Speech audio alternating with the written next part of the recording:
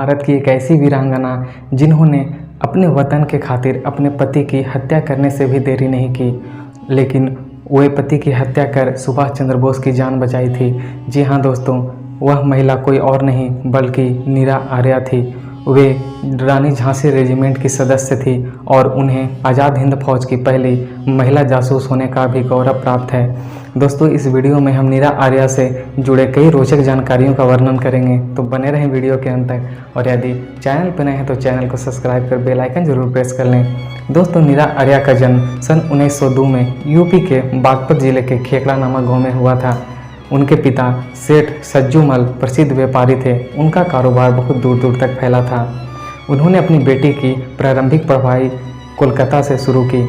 कोलकाता में ही पढ़ाई के दौरान नीरा आर्या ने आज़ाद हिंद फौज ज्वाइन कर लिया और रानी झांसी रेजिमेंट की एक सदस्य बन गई। उनका सुभाष चंद्र बोस के व्यक्तित्व पर उनका बहुत बड़ा प्रभाव था।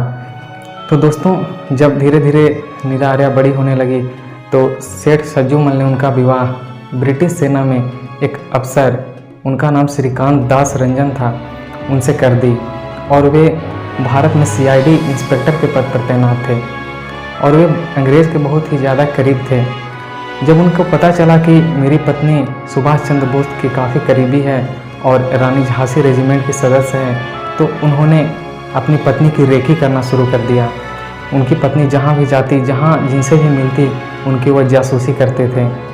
और एक दिन जब उनको पता चला कि मेरी पत्नी सुभाष चंद्र बोस से मिलने जा रही है, तो वे उसके पीछे लग गए। और जब नीरा आर्या सुभाष चंद्र बोस से मिल रही थी तो उनके पति ने अचानक सुभाष चंद्र बोस पर गोली चला दी। यह गोली सुभाष चंद्र बोस को नहीं लग के उनके ड्राइवर को लगी। मौके को हालात को भांपते हुए नीरा आर्या ने अपने कटार निकाली और अपने पति के पेट में घोंपकर उनकी हत्या कर दी। यह देखकर सुभाष चंद्र बोस दंग रह गए। उनकी बहादुरी, उनकी देश प्रेम की समर्पण को देखकर सुभाष चंद्र बोस दंग रह गए। और फिर उसके बाद नीरा आर्या पर मुकदमा चला। ब्रिटिश सरकार ने उनको एक अफसर के हत्या के दोषी के आरोप में काले पानी की सज़ा सुनाई। उन्हें कोलकाता के जेल में कैद करके रखा गया। कोलकाता की जेल में उन्हें बहुत ही ज़्यादा प्रताड़ित किया गया, उन्हें यातनाएं दी गई, लेकिन वे डिग नहीं सकी। वे अपने वतन के साथ गद्दारी नहीं कर सकी।